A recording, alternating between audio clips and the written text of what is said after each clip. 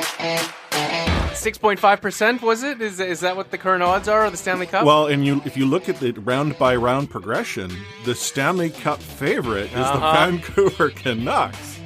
Like, what a time to be alive! Talking you through every goalie controversy, scoring slump, and draft lottery bust, this is the C4 Podcast on CanucksHockeyBlog.com. Here they are, the best starting lineup we could afford under the salary cap. Chris, Matt, Anna, and Adam. Welcome to another episode of the C4 Canucks Hockey Podcast on the Full Press Coverage Network. I'm Chris at Lightforce, joined virtually by Matt Lee at MattLee_61 and a Forsyth at A_Forsyth03, still continuing to remain unfit to podcast. Adam Ovenel Carter at Adam FOC. And a week ago, we were talking about some optimism, some pessimism. In fact, it was like, what did I title the episode? Optimistic pessimism or pessimistic optimism? Because it was confusing as to how we were approaching the remainder of the Vancouver Canucks St. Louis Blues series. Well, surprise, surprise, they're still in the playoffs. The Blues are not. But yeah, before we dive into the actual hockey game, what's new in both of your worlds?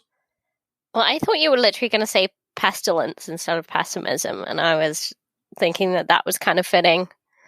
Or am I being too dramatic after one game? Well, okay, that might be the title of this episode. Yeah, but, pestilence. Yeah, I'm otherwise outside of hockey. Otherwise, good. There's lots and lots of sports going on. Lots of cricket, lots of football. So I am happy on that front.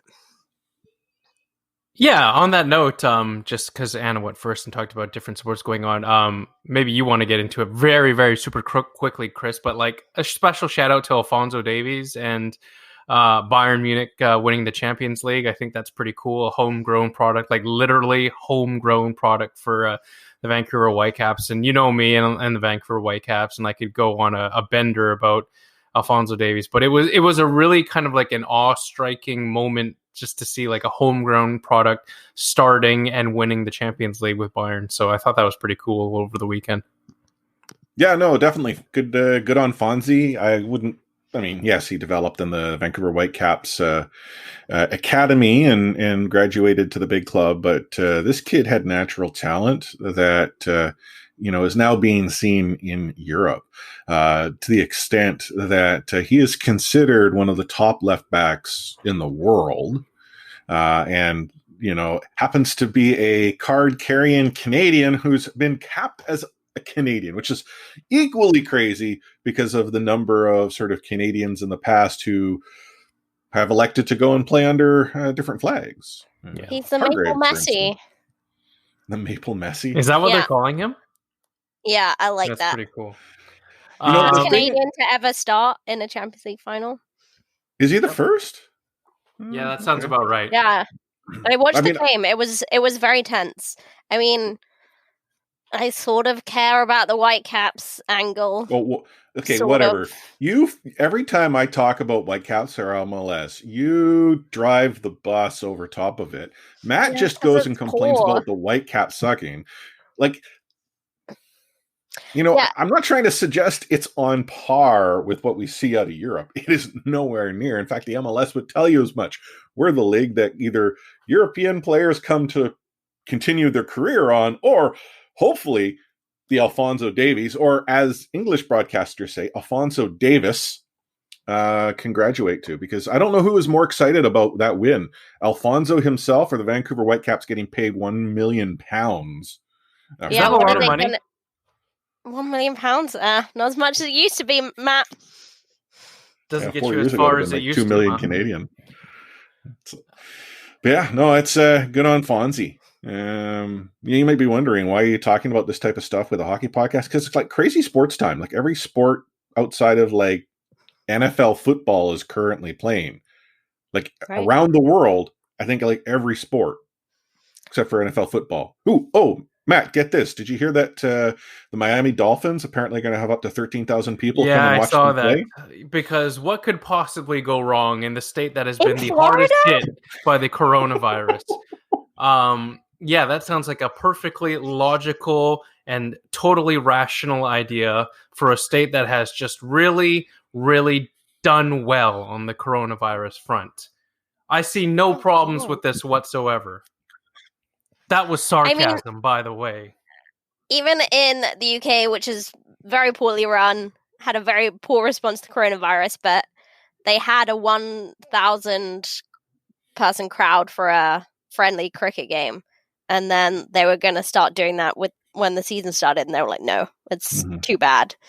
And that's 1,000 people over a huge cricket stadium. But 13,000 people in Florida, no problem.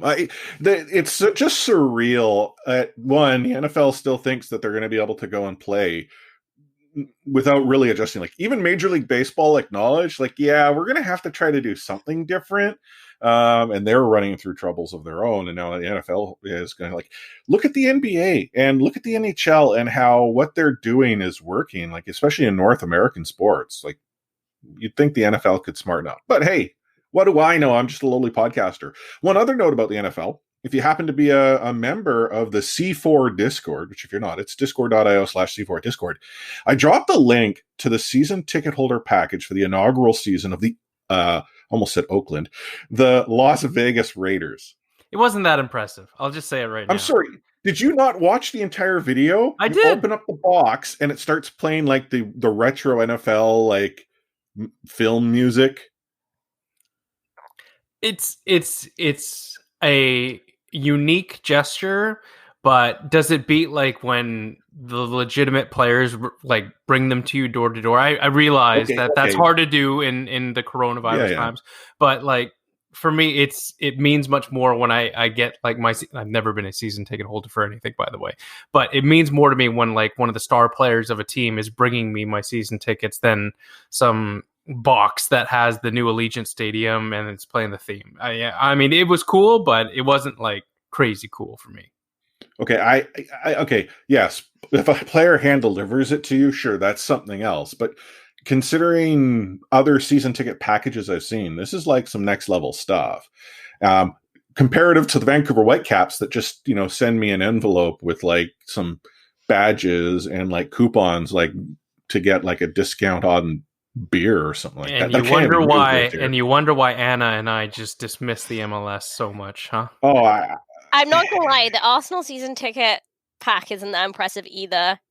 One year we got a cool scarf, but every other year we got some novelty item that's absolutely terrible that we've never used. Yeah, the Vancouver Whitecaps in their first season, the MLS season, went all out. Cigars, it was full on stuff. In subsequent years, you're lucky to get anything that recognizes you as a season ticket holder. And you don't even get the ticket books now because it's a card, right? Which is fine. I have no problem with that. But it's substantially reduced what shows up in the mail. I kid you not, it is just an envelope. It's a nondescript envelope that, speaks is it a bill or is it your Vancouver Whitecaps season ticket holder package? Anyway, we've gone, I don't want to put us back on the rails, but we've gone 8 minutes and we got to I promise that we're going to talk about the Vancouver Canucks to those who have stuck with us through the intro so far. Although, do you really want us to? Well, one last thing I wanted to touch on straight off the bat before we get into actually the episode.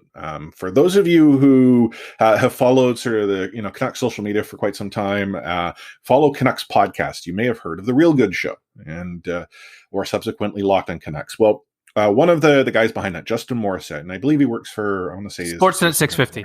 That's Sports 660. Okay. Justin Morissette this past weekend encountered what I'm going to kindly call a bunch of asshats. Yeah. And these asshats were off of Davie Street, essentially shouting horrific terms, using religion as their justification to the gay, lesbian, transgendered bi community. It was completely over the top. Now, this is something that's been happening. And sorry, I was just going to say, for background, for people who aren't aware of the exact neighborhood where this occurred, this is a very progressive and obviously it's well known as a gay village here in Vancouver. So I think that it requires some added context that these people were deliberately set up in a spot which is very gay friendly, and it's known as a place of welcoming and inclusion, and had deliberately set out to take a megaphone and spew what you said, Chris, nail on the head, was anti-gay and hateful language. Yeah. And this has been happening over the course of the summer, spring, multiple times. And Justin, who happened to be outside waiting for a date, he was actually going to go on a first date, decided that he needed to act. He asked them to stop. When they refused to do so, he attempted to go to the amp to essentially turn it off and turn it down. That's when some of the others that were there shouting this idiotic hate speech got involved and proceeded to beat Justin up, break his leg in multiple places. And I'll be honest, when I saw this, like, I was not only sick to my stomach, but it upset me to a level that I can't say I've experienced, that this would happen in such a manner. And, Justin is in hospital. He's had surgery. Sounds like he may have to go for other surgeries to repair his leg. 2 people who were involved were arrested, though I was since watching the news earlier this evening. They have been released and provided a number of conditions. They can't go to essentially the area that they were in. They have to stay away from Justin. They can't go together, like what have you. And the VPD are currently investigating. But the fact that something like this occurs so close to home is just surreal. And I'm not trying to take away from everything else that's happening around the world. This is not to go and try to compare or mitigate what else is happening. It's just this is close to home. So I wanted to give a shout out to Justin. I said this on Twitter. If I am ever in the same situation that he happened to be in, I hope I have an ounce of the strength and conviction that he did. I don't know how I would react. And there was someone who actually replied to sort of him sharing this on Twitter, that said, some people go all their lives wondering, what would I do in this type of situation? We all know what Justin would do. So from us here at C4, we're really thinking about you, Justin. Thank you for stepping up and doing what you did. There is a huge community behind you. I mean, Canucks social media is behind you. The entire city, Metro Vancouver, is behind. Like it. I know you're not looking for recognition, and you've sort of shared how you kind of have these moments where you're like, why did I do this? Because now look what's happened. You've done more than you know. And I wish that myself and others could somehow mitigate that. Now, there is a GoFundMe that's set up to help him on his way. He's going to have months of rehabilitation. He's obviously not going to be working, and with the pandemic, this is going to complicate things. So we'll share a link to the GoFundMe from C4. I'll be tweeting out a little bit later as well, but I would encourage our listeners, if you can, to check it out, or at least give Justin some kind words. On that note, Chris, in case you want the title for it, it is known as the Justin Morissette Recovery Fund. So just go on to GoFundMe and you just type it, Justin Morissette. It's Morissette with 1 R and 2 T's and 2 S's. So do make sure you check it out. Donate to a worthy cause. And there's been as you said, Chris, an exceptional response already by the community. So great to see. So we are going to talk hockey this episode. We have a St. Louis Blues series that has since been finished. The Vancouver Canucks have now moved on to take on the Vegas Golden Knights. There's a whole lot of hijinks that ensued prior to the puck dropping and after the puck drop. So we'll talk a little bit about what went on in Game 1. We're going to set up Game 2, which is going to take place either today or tomorrow, depending on your perspective. Or if you listen to this a little bit later, it already happened. Surprise, surprise. And you know what? We're going to probably drop all sorts of other little tidbits that we might have interest in over the course of the episode. But let's dive ourselves into Rewind. Last episode, and I'm going to pump my own tires here. Last episode, I had suggested whoever wins Game 5 wins the series. Yeah, we remember when we said that, and I said whoever won Game 4 would win the series, but I liked Chris's idea better. Yeah. I liked Chris's idea better.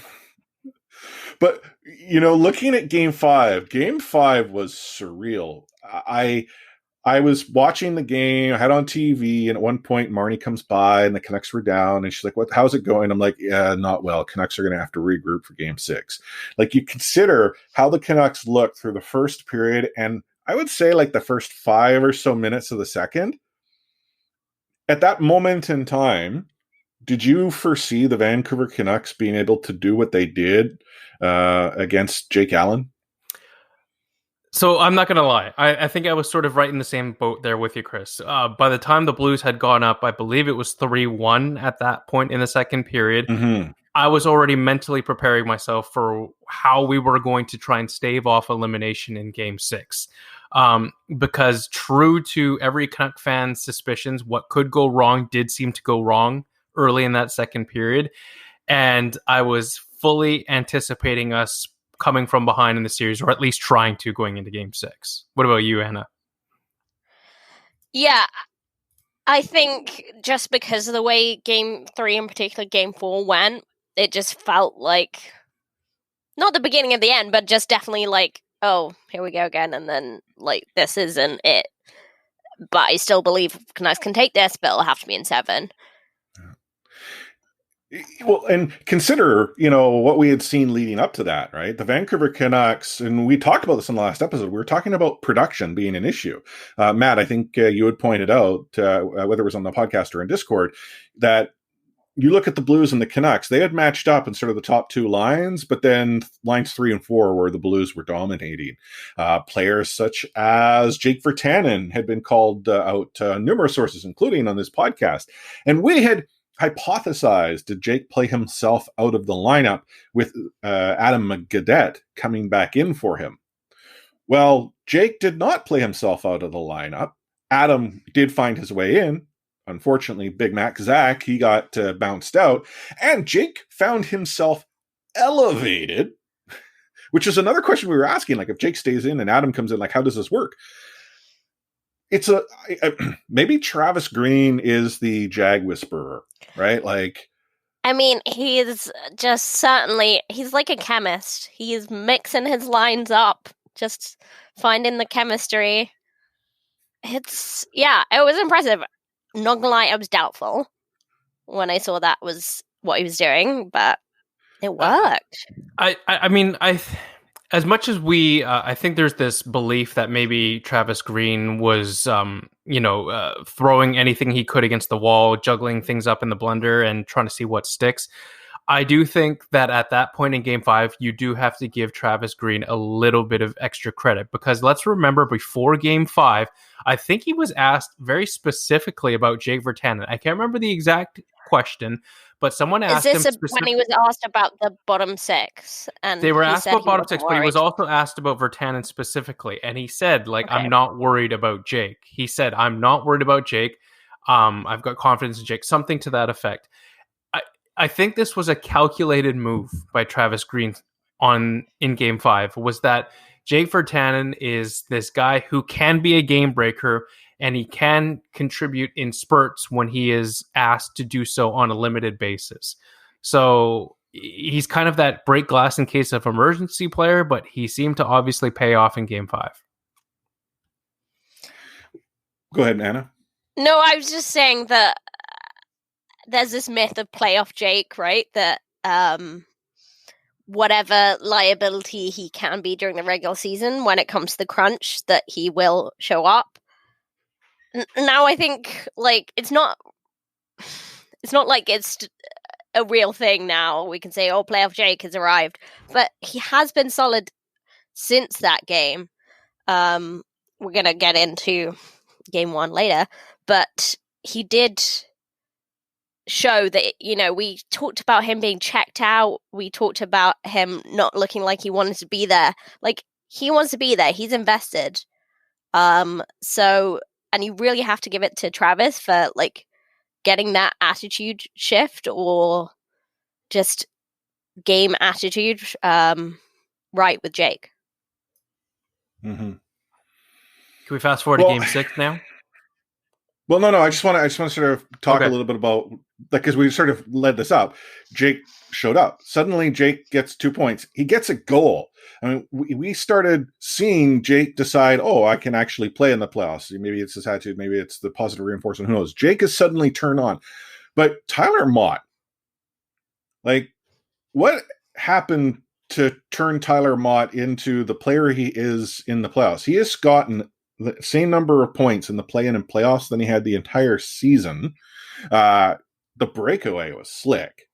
And in that game 5, we then have the Vancouver Canucks up, 4-3 after 2. And that third and fourth line started playing some heavy minutes to lock things down. I don't know about you, Matt, but the clinch was significant, but maybe not as significant as it was in the past, because I actually felt okay about the way we were seeing Mott, Virtanen, Sutter, Beagle all perform. Yeah, I mean, Tyler Mott, I don't think anyone here denies the energy that he brings to the bottom six, and he's a very good skater in the bottom six. We all know his penalty killing prowess is there.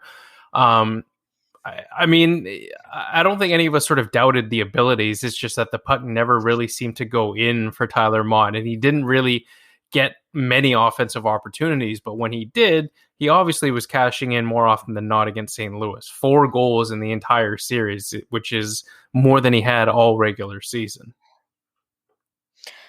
Yeah, and obviously he had a rough game in game 4, but, he's played 24 minutes. It's almost the same thing we've seen with Tyler Myers. We've, really missed him to some extent. But when we don't miss him is when he's overplayed and overstretched. Mm-hmm. Whereas Tyler Mott in that limited role can be really effective, because whether he's blocking shots or like scoring goals now, apparently, like, he does have that. He has the hustle, but he also has that potential upside. But yeah, he really needs to be within his role. And we also have to point out as well, Alex Edler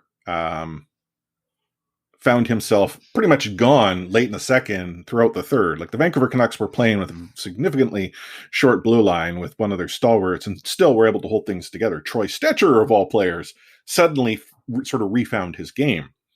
And that gets the Vancouver Canucks a win going into game 6.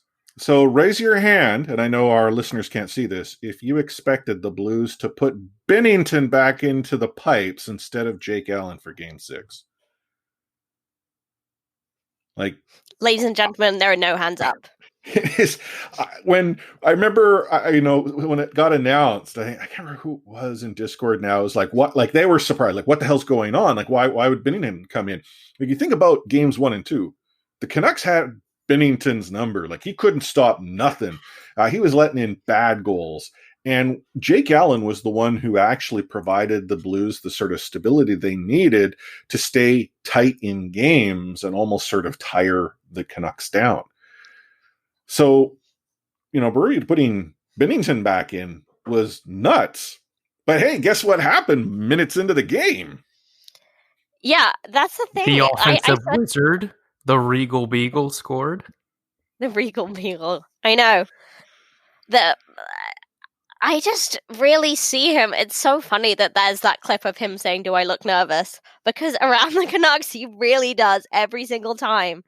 It's crazy that without a crowd, like, the Canucks have still managed to get completely in his head. Like, imagine how badly he would have performed if, like, every single stop he made or every single mistake he made, like, the Canucks crowd was chanting Binnington at him. Like, I mean, let's put it this way. If there's a way where we can have crowds back in Rogers Arena next season, the next time the Canucks see Jordan Binnington in goal, the fans are going to mercilessly taunt him. I mean, I got to ask you guys, like, having seen this, is this maybe it for Jordan Binnington? Like, is he going to be able to recover from this? I don't think this is it. I think he had a rough series. The Vancouver Canucks got into his head. He's still a good goaltender. Yeah. Is he though? Right? Like, he's not. I think he is. Now, if this is a continued problem, like going into next season, where the Vancouver Canucks are simply, his, what was it that Pedro Martinez said the Yankees were his daddy? We're his daddy. Yeah. Yeah. So, I wouldn't say that either. Okay. No, but in cricket, it's called a bunny, so that's slightly nicer, is it? Or is it still weird? But the point being is the Canucks seem to have his number. But yeah, you see this first period goal, and you could suddenly, like, you felt the ice shift. The Vancouver Canucks were suddenly, in control again. St. Louis was still trying to fight, but the Canucks had this sort of confidence that maybe they had lacked in game 3, game 4 specifically.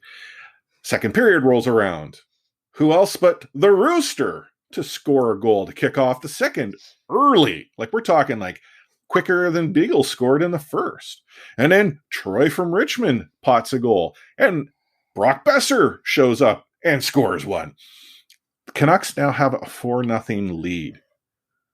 And I'm not trying to be negative here, but I'm still kind of worried. Like, okay, what's going to happen? Like, they're the Blues they're a good team. They're going to make the goaltending switch, which they did.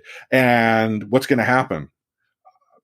It was a whole lot of time that I had to sit there clenching. Yeah, I mean, it's just that classic Canucks fan attitude where you want to, like, even when you're 4-0 up an elimination game, you're still nervous. But I was right there. I was watching the game with a friend of the show, Annalise, and she said, I'm not going to be nervous until they score one. And then they scored one. In the third period, not early. Like, 6 minutes to go, I think, right?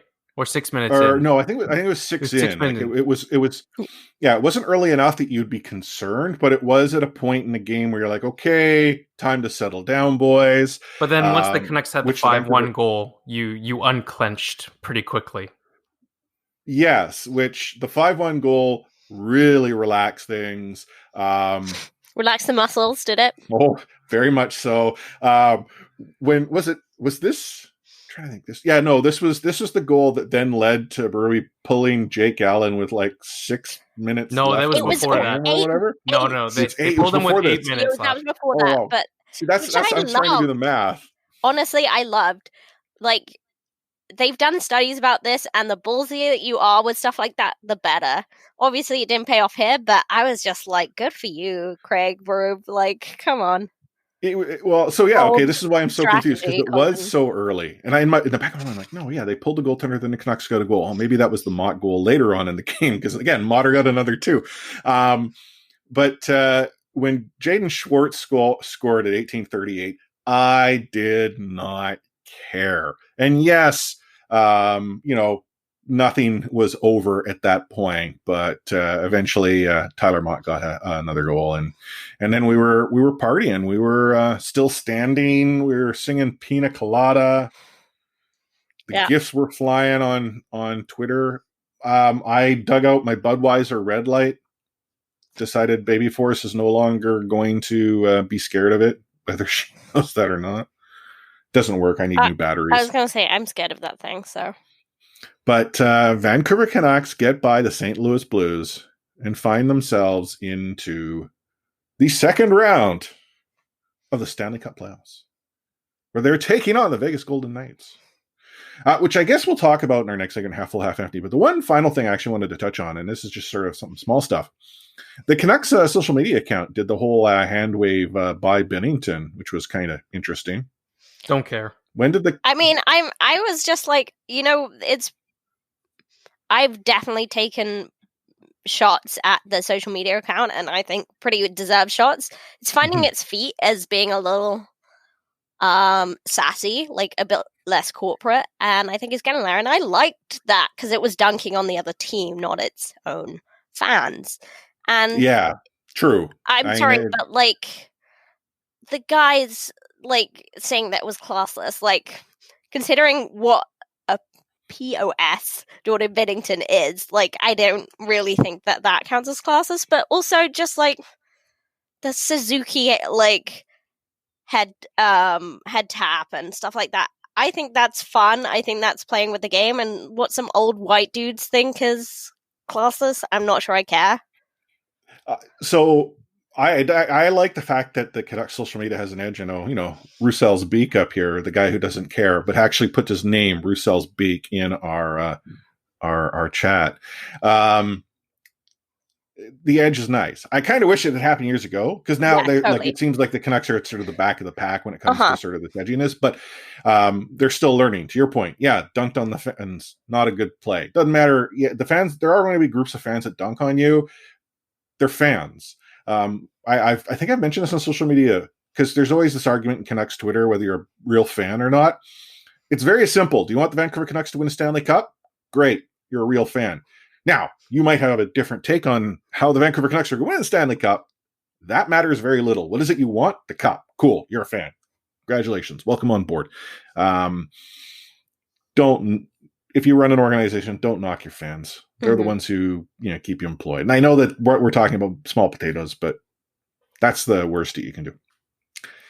Anyway, let's take ourselves a short break before we dive into Half Full, Half Empty. Take hitting out of the game. You can't hit anymore, so don't do it. The unsportsmanlike conduct, I want to get an explanation on. No kidding. Because how do you get suspended for unsportsmanlike conduct? Plus interference. There's no interference there. He had the puck. Now, Madison never ever did that before. Now, why did he do it? Because he was mad. Well, your early favorite for the Calder Trophy, that's for sure. Elias Pettersson, you might even say your early favorite for the Hart Trophy. Just to get back to your question, Elias is going to play plenty. He didn't play. He's going to get a lot of power play time. And, I'm concerned about our offense. We lost 200-point players, and we've got to find a way to score. Coming off the high of the win over the St. Louis Blues, I think the three of us would probably all agree the Vegas Golden Knights were going to present themselves a much different team than the one the Vancouver Canucks faced in St. Louis. That said, prior to them taking the ice, Marc-Andre Fleury's agent, Alan Walsh, decided to go and drop his own social media presence with a sword etched with DeBoer's name stabbed through the back of Fleury. First of all, I don't follow the Golden Knights well enough to know that Fleury was being stabbed in the back. Like, Lehner's the goaltender who's arguably gotten them here, isn't he? Is there something that I didn't see in the last series? This seems very odd in my mind, and why Walsh would drop this just moments before a playoff series blows my mind to begin with. Yeah, I mean, Matt, you go ahead if you have more knowledge than me. I don't particularly. Lehner seems to be their goalie of choice. I mean, Marc-Andre Fleury's had a renaissance of a career at the Golden Knights. I think it's incredible over the years what he's done, but maybe more recently he hasn't found that he's been used correctly. Matt, what are your thoughts on that? Well, I was just going to say that Alan Walsh is one of the most vocal player agents in the entire NHL, and this is not his first rodeo. I mean, anyone who's followed Alan Walsh on Twitter knows that he is a very combative player agent who has spoken his opinion either in defense of his clients or against the NHL during collective bargaining agreement negotiations. He has an opinion. This is probably one of the most jarring things I think he's ever said, or didn't say, I guess, if he just posted the picture. But either way, it's I think if you're Marc-Andre Fleury, it's not the way you want to represent your client. And I think he recognized that, and Marc-Andre Fleury recognized that. And, I don't want to give it too much airtime just because I think it turns out that it obviously wasn't a distraction given that the Vegas Golden Knights won 5-0. Yeah. Well, and the only reason I bring this up is that it sort of then I think plays into what we saw occur when the teams did take the ice. I can't say I've seen this from the Vancouver Canucks or specifically Roussel, where they start jawing with the opposition. But sure enough, Roussel decided to go and have a quick conversation, maybe ask him how he's doing and whether they have a backup goaltender in Louis Domingue baking banana bread. I don't know what was being said on the ice, but Roussel got the attention of one Ryan Reeves, who is apparently the greatest player to come since Wayne Gretzky, if I understand the broadcast correctly. Yeah, I mean, not to go too hard into that, but it was frustrating to hear his name over and over again. But honestly, his job is to be, the Burrows guy, and he does that job admirably. Obviously, he's not going to be that huge skill player and putting up great number of hits. He didn't do that. like he didn't like put up points or anything, but I don't know. I can't be too resentful. I feel like I don't want to. If we keep talking about how much like, oh yeah, people are talking about him like he's so good, but he's not. I just want to not talk about him because I feel like it's just What do giving you him mean? more. Sportsnet time. pretty much it was the Vancouver Canucks versus Las Vegas Golden Knights featuring Ryan Reeves. Mm-hmm. Like it was nonstop. But I sort of go back to that moment though. I get that Rooster is meant to be sort of this era's Alex Burrows, and I've got no issue with that, but I kind of wonder why you start speaking to an opposition player before the puck's dropped in game one of a series. Like there's no, as far as I can remember, no bad blood between the Golden Knights and the Canucks, outside of the fact that the Canucks have yet to actually win a game in regulation against the Golden Knights since their existence in the NHL. It's weird. And I think my own personality is and we've talked about this, I'm the guy that sort of lets your play on the ice speak for itself or lets your play on the field speak for itself. I'm not the type who sort of trash talks. So maybe that's why I don't like that, but it seems odd, like odd timing. And I get that maybe he's trying to rattle Leonard, but it seemed to almost jazz the Golden Knights up. Yeah, but by the same token, Roussel had a decent game. Roussel wasn't someone who struggled, so it's I'm not like talking about Roussel not stepping up to the plate. But do you want to go and, to use a Roberto Longo quote, pump the tires of another team up? Like that, the Golden Knights showed up. Whether or not they were going to show up the way they did, or not, we don't know. But they came out to play, and they played fast. They played hard. The Vancouver Canucks looked tired, and they've played a lot of hockey, I mean, all things considered, so that shouldn't be too much of a surprise. But again, I just sort of wonder, I don't think we're going to see this in game 2. See what? The Reeves sideshow. Oh, I see. Yeah, and then I agree. The circus is going to continue to show up. And considering the Golden Knights were throughout the game, they were beaking off at Petey, beaking off at Quinn, beaking off at Rooster at one point, because the great thing about the way the building is, Reeves was clucking like a chicken from the bench because Roussel wouldn't go and engage. Which I still don't understand later on when Roussel goes up to actually, have a little chat in Reeves' ear that he gets the 10. That part seemed like game management. Sure, send them both. Like it's clear that Roussel isn't the only one at this point. Anyhow, sorry. Yeah, no, that 10-minute major was BS, but yeah, I agree that it's probably that sort of side of things are gonna quieten down, but there's still gonna be a lot of I think bad feeling, and that's kind of fun, That's the entertainment factor, but yeah, you don't want it to take over. You look like you want to say something. Yeah, Matt's trying to form words. No, I'm just going to say that, I mean, I agree with everything that you guys have sort of said so far. I think the Canucks are going to be best served not giving Ryan Reeves any more attention throughout this series because, you look at the chances generated against Ryan Reeves' line when he was on the ice. He got dominated. He was one of the only lines on Las Vegas that was generating less chances for than he was against. The Canucks want Ryan Reeves to be on the ice. They just want him to be playing the bit role that he should be. And when you give a guy that kind of platform and that kind of energy, it obviously, as you said, Chris, jazzed up the Vegas Golden Knights, and it's given them more of that confidence and swagger.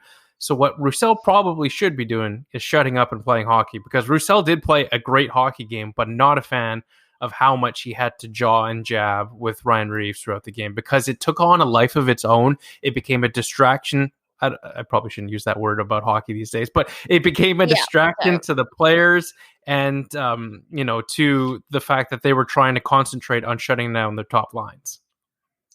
I mean, if you take a 10-minute major, we'll all agree that it wasn't justified, but yeah, that takes a player off the ice for 10 minutes. Like, that's not good. So, but I mean, let's be honest. It was a game management call. None of us liked it. I mean, the refereeing itself throughout the postseason has been inconsistent at best. And last night, if you watch the intermission, at one point, BX, he was sharing some of his thoughts on a particular official throughout his NHL career. Even BX, though, said, nah, I don't like it, but I get sort of what's happening here. But you look at sort of the Canucks. They weathered the storm early on. First few minutes, they actually got some opportunities. They're playing well, but they made mistakes. And when they made those mistakes, the Golden Knights put the puck in the back of the net. It was like clockwork.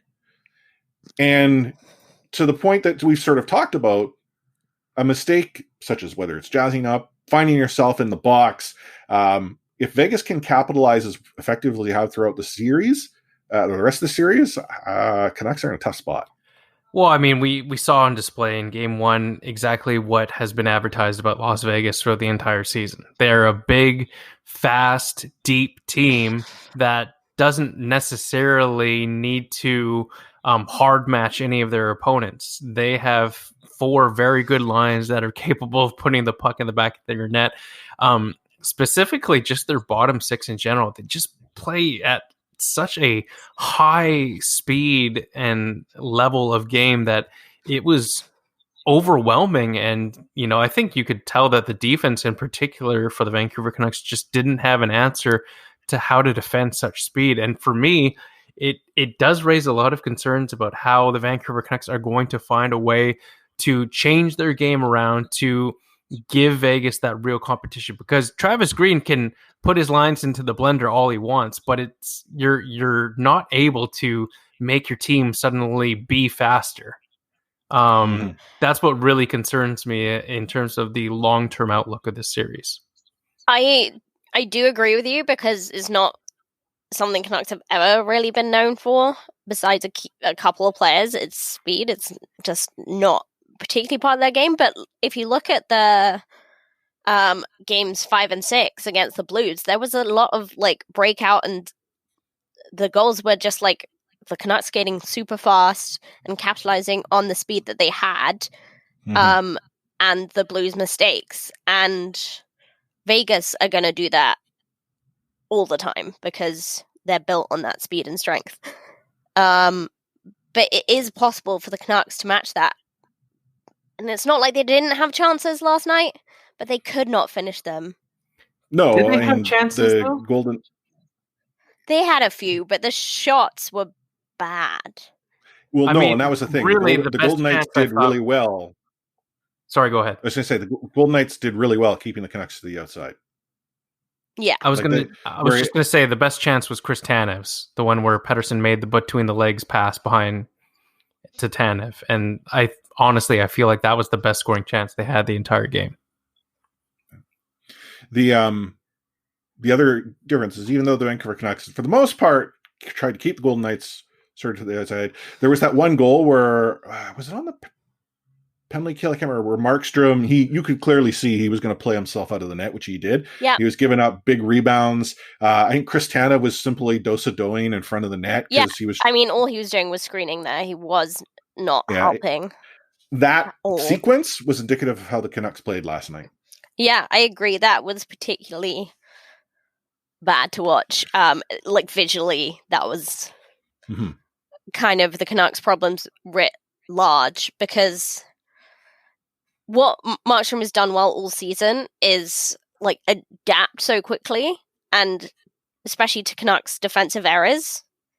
And he just, last night, you felt like they were too fast for him to adapt to that. The Markstrom getting pulled for Demko in the third. I had suggested after the fourth goal that he should get the hook. And that's not because it was Markstrom problem. Markstrom was actually making good saves. The Canucks weren't generating any opportunity. But I positioned it as, you know what? Let's give him the rest of the night off. Let's let him rest. Focus on game 2. Demko getting the opportunity is playoff hockey. I view there being a benefit.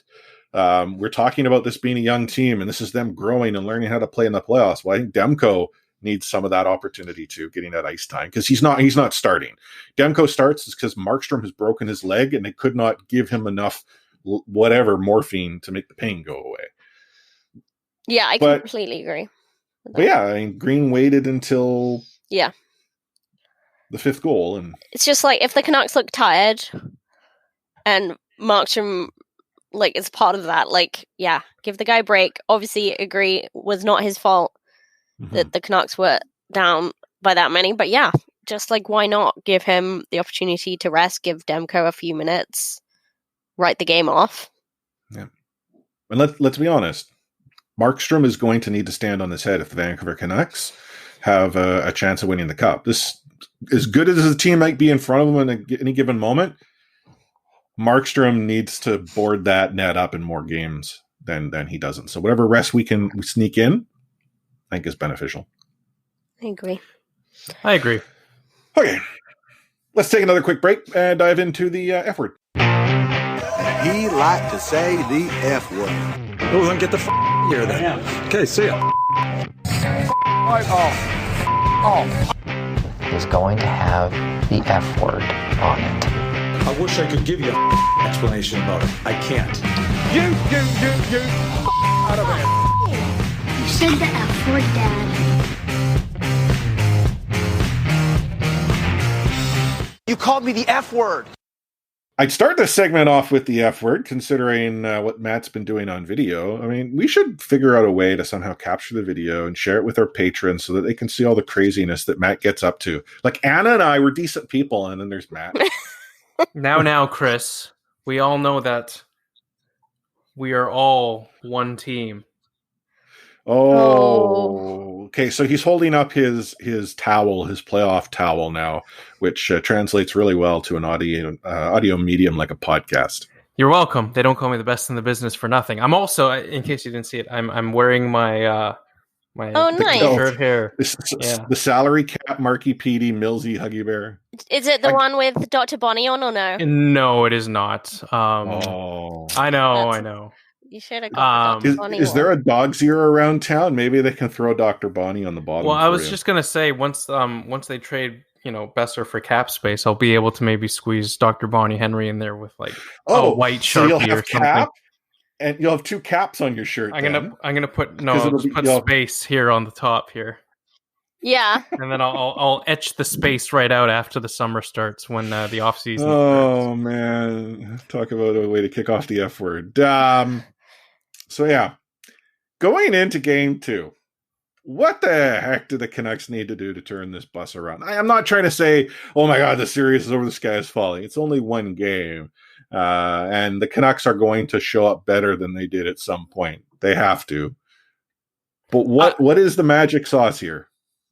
Well, Jacob Markstrom. I mean, we talked about it in the last segment, but you look at the one single game the Las Vegas Golden Knights have lost this season. It was to the Chicago Blackhawks in the preliminary or in the first round there. And Corey Crawford turned aside 48 of 49 shots to pick up the win for Chicago. And I know it's a tall order to ask Jacob Markstrom to stop 45 plus shots on any given night, but that's the reality that you're dealing with when you're playing a Las Vegas Golden Knights team that has 4 deep lines, a underrated defense that can put the puck in your net and move the puck as well. Like I said in the last segment, I think it's a tall order to just ask the players to be faster and match the speed of the Las Vegas Golden Knights. So either the Canucks are finding ways to cash in on the limited power plays they are getting, or it's relying even more heavily on Jacob Markstrom to steal some games for them.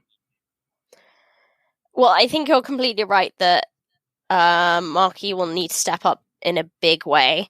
I mean, it's crazy. Corey Crawford, I can't believe a decade later he's still playing game-changing, turning in game-changing performances. But Roberto Luongo was doing that in Florida. Yeah, I mean, if the Panthers could have ever found a way to get to the playoffs with a healthy Roberto, they might have been a force to be challenged with. Because we're Corey Crawford is an example. Veteran goaltenders who know how to almost flip this switch come playoffs. It's impressive. But yeah, Markstrom would definitely need to turn in a few of those performances, I would imagine. But don't think you can just bank on power plays to get it done. I do think that as much as Quinn Hughes has really risen to the challenge of playoffs, he did make quite a few mistakes last night. And that's not to say like he was the worst player on the ice, not by a long stretch, but if he can figure out a way to give himself some space, that might make a difference. Well, I think this goes back to earlier conversations we have about where PD wouldn't get space, is that when the team goes and takes him out of the game, you need someone else to sort of step up and provide themselves an opportunity. Quinn is never going to get space on the ice. There is absolutely no way Vegas is going to give it to him. Right. So I think we need to see more from, Tanev is his partner, which is interesting, creating space. I'm not trying to knock Chris here, but he's not the offensive juggernaut we all hope he would be. How dare you? But maybe that might need to be what occurs. Like, maybe is it like, I'm not suggesting switching up the defensive pairings, but I think Quinn losing the space means there's someone else out there. I was going to suggest that, and maybe this might be contributing to it, you need blue collar offense at this point. Like, we kind of talked about it, I think it was last episode, getting those sort of dirty goals in front of the net. There was one really good opportunity. I want to say it was in the second period where Rooster was jabbing away at a puck. That's the type of stuff I think the Vancouver Canucks can have some success in. Sure. And I know that there maybe as a team, they're not offensively built that way because they're built around sort of the speed, passing around, like Petey coming around, Dipsy dueling, flipping the puck upside down, whatever. I think Vegas has figured that out. The game tape is quite old there, so do something a little bit different. Yeah, I would agree because a lot of, Canucks aren't like that hard to figure out. It's just most people can't do anything about Pedersen or Quinn Hughes, but they have the speed to be able to nullify them to some extent. So you're right that greasy kind of goals in the way to go. And if you have this inconsistent officiating where they're not giving goalies the whistles that they should, like, bury those pucks, like, keep going, finish your checks. And like, that sounds super cliche, but you just have to create those turnovers by the net and then just like jam it in, Oh, one thing I forgot to talk about in game one that just came to mind talking about inconsistent refereeing. That hit on Brock Besser where his leg got tied up and he fell down and bent on that. Like, when I saw that in slow-mo, because when it happened, it's like, oh, okay, maybe got tangled up or whatnot. Yeah, and if you watch like the Canucks bench, only Thatcher Demko is looking at Brock Besser after the hit. No one else is. Yeah, it was, well, first of all, watching a slow-mo, I'm like, oh my God, like, is his knee still in, like, tact? But who was it that the player was that called it? It was like, Nick Cousins. It was like I was going to say it was like a figure eight leg lock when they went down. Like, it did not look good. That's more than players getting tied up. You know what? I don't even have as much of a problem with the figure four leg lock as it were that Nick Cousins looked like he was trying to ride Besser almost into the stanchion partition of the ice. The fact that they got tangled up after is an unfortunate consequence of that play, but it looked as though Nick Cousins made no effort to untangle himself after they collided into the glass. So I think that's, for me, the biggest problem I have with it. And it certainly looks a lot more deliberate than obviously the refs thought. Yeah. Well, and like in the slow-mo makes it look worse. Like I'll concede, fast-paced game, you might not see everything sort of as it happens. How many times have we seen a player rubbed out just after they dish the puck? Like, fine, but no, it looked bad. And if that type of stuff is happening, I do worry because the Canucks are not, maybe they're cursed in that department. Let's leave it at that. Yeah, I will say quickly on the refereeing, because it's obviously not the reason the Canucks lost, but that's more my concern, is that it was dangerous. Mm-hmm. That hit was definitely the worst of it, but like Troy Stetch is getting speared in the groin repeatedly and no call. Because that's perfectly allowed. But yeah, I don't think it would have made a difference if we got those couple calls. I don't think that would have changed the game at all. But No. it worries me because it's dangerous. That's all I'm saying. And either, like, I really feel like we're going to get a bad injury still remaining these playoffs. Not necessarily in the series, but yeah, something bad. Getting back to the series itself, I think we can both agree, and we acknowledge that the listeners here are probably, at least some of them will be listening after Game 2 has been completed. But is it safe to say that if the Canucks don't at least show up and make it a closer game in Game 2, that it could be a short series? If we see another Game 1 and Game 2, then it's I think it's a short series. Yeah, you're right. It would be difficult for the Vancouver Canucks, I think, to turn things around. Now, I'm not suggesting 4; it might be 5, but we need the Canucks to come in and show that they can persevere. I'm going to use the Torts quote of the moral victory here. Like, that might be what is necessary coming out of Game 2. If it's not a win, right? Like, it needs to be a strong effort, strong game that a bounce maybe went one way. Right. Yeah, and I do wonder if that was Travis Green's thoughts when he didn't pull Markstrom until quite late on, that he was, looking for that, let's not let any more goals in, let's try and score a few just to get that mental edge for the next game. Not saying I agree with that, but I think that's probably what he's going for.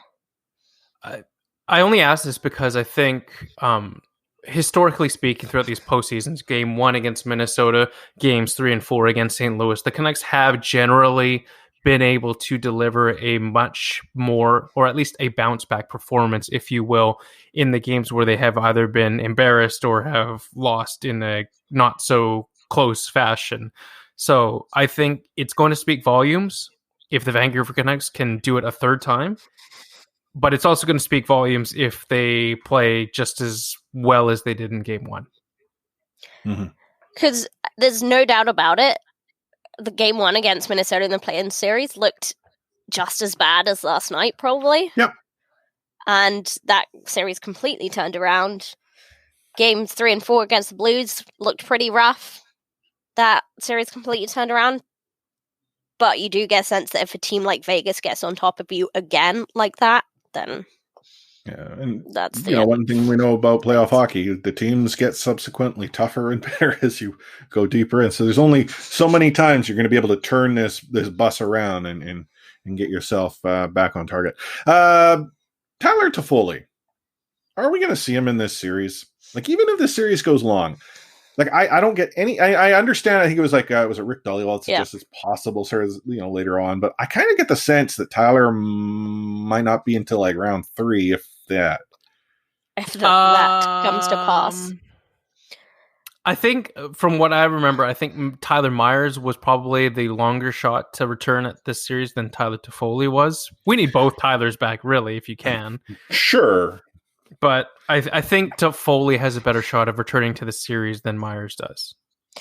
Well, the reason I hypothesize is that the Twitter detectives were all over Myers after his games 5 and 6, right? Like, oh my God, he's got his hand in his pocket, didn't pull out, he's high-fiving this, and then the other one's like, oh, look, he's got his hand out. Like, it's opposite now.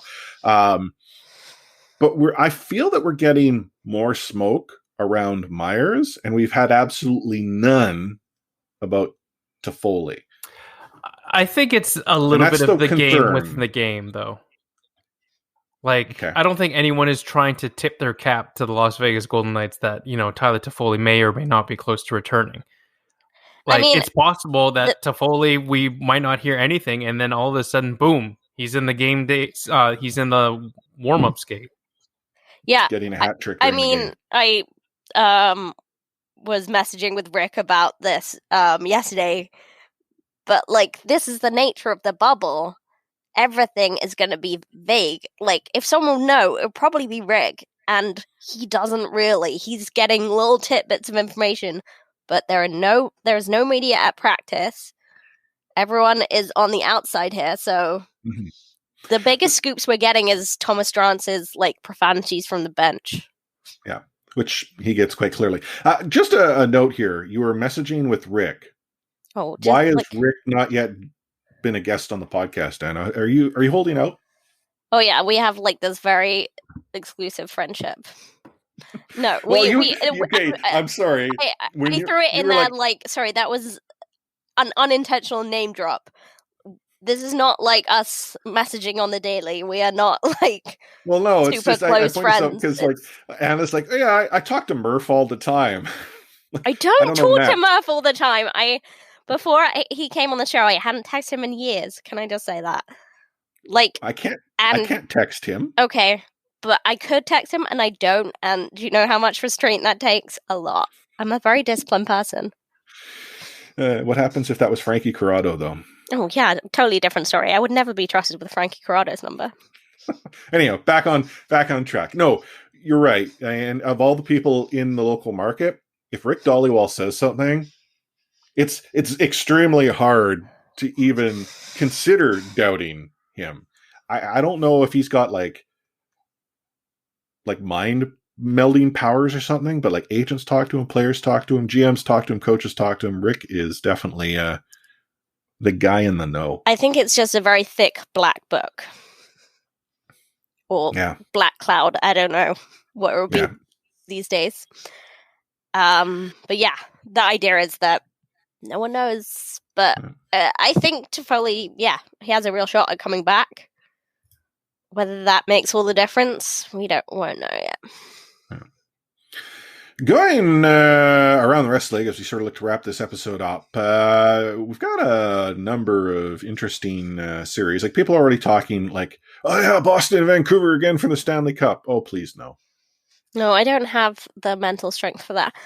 Not only Boston versus Vancouver, but Boston versus Vancouver with BXA on the Hockey Night in Canada panel. Okay, I would love. Okay, that would be fun. That from would an be entertainment fun perspective. Yeah, I'd love that. But I look at the performance Boston had against the Lightning. Boston looks good. Yeah. That'll. I think Boston has a good shot at getting through. Even then, the winner of the Flyers Islanders, like.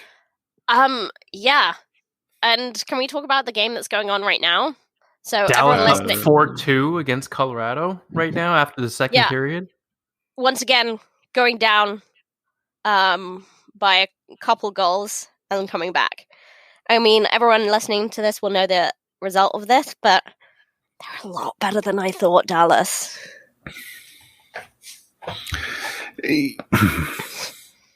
Yeah, okay, I'd agree. Part of me wondered if it's just the teams that they're playing maybe not collapsing under pressure. Like you look at Calgary, that loss, no one I think would have ever considered the Stars as having an opportunity to come back. The Avs are, I would suggest, a younger team, could be like Nerves, but yeah, I mean, obviously the Avs aren't the Oilers, but they are still somewhat built around McKinnon. Mm-hmm. But they are much more skilled than they're showing right now. So, who knows? It could be just collapsing under pressure, but the Stars do look dangerous. If they can take Colorado out, we can let Vegas get to the Stanley Cup final now. Yeah, probably. Yeah, I'm not gonna lie. That's my bracket is Vegas in the final, but because I'm disloyal. Heard it here first. Anna Forsyth hates the Canucks. I do. I'm rooting against them actively. I mean, the Islanders are a lot better. Islanders are a lot better than I thought. I didn't even have them making it to round 2. So no one did. I don't think the Islanders had themselves making it to round 2. Yeah. So. But and they surprised the Flyers in game 1, right? Yeah.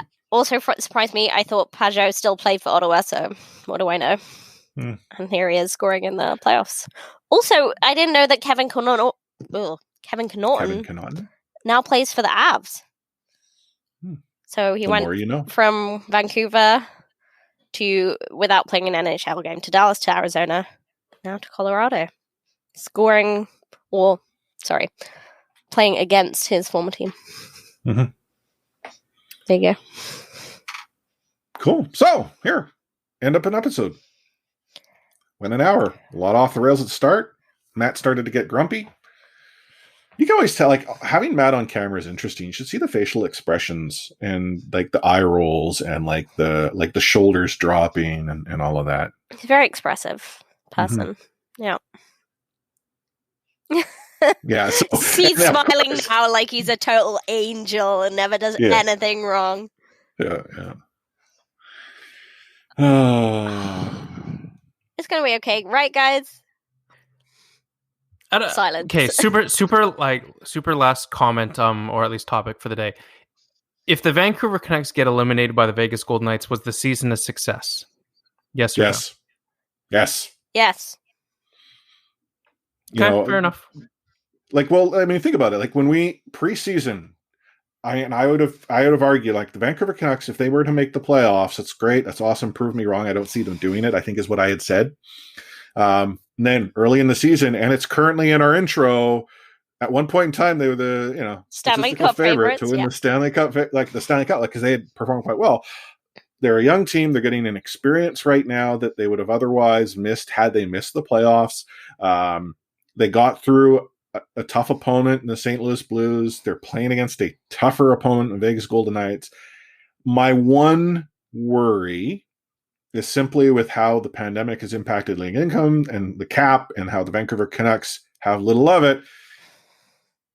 Jim Benning is going to have to do some crazy stuff to make the money work.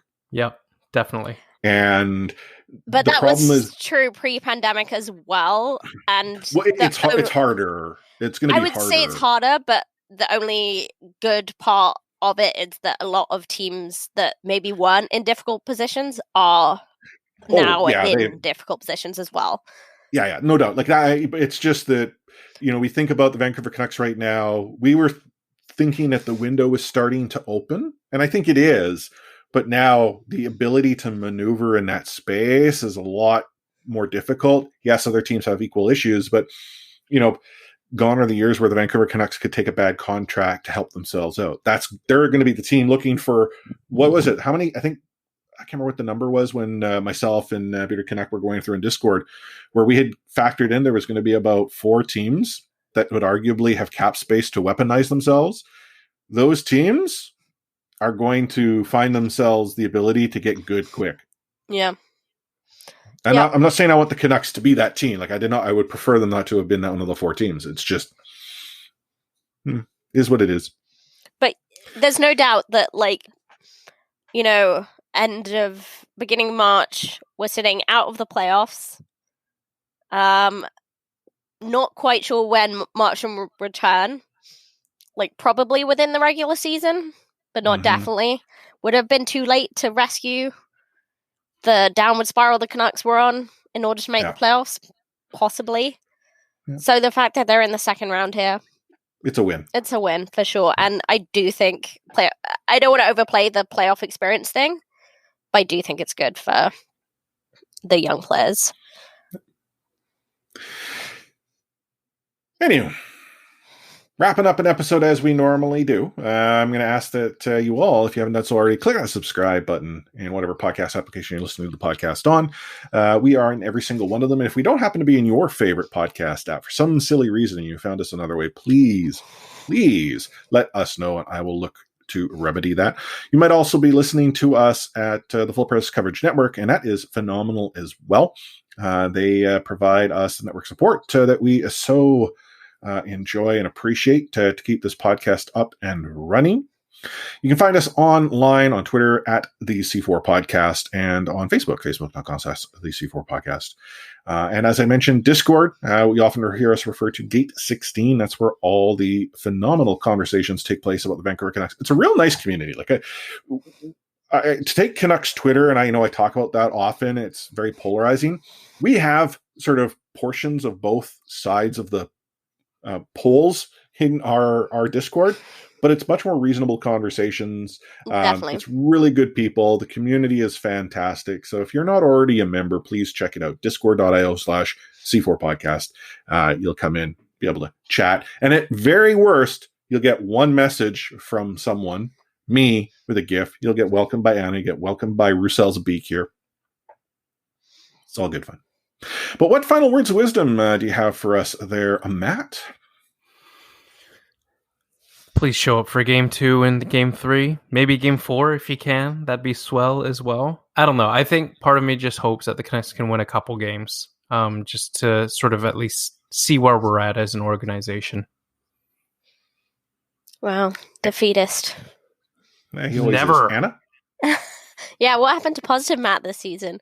Hey, I was positive. Until playoffs, and then playoffs Matt is not back. positive. No, man. I believe I said, Anna, did I not predict Canucks would beat the Blues in 6? Maybe.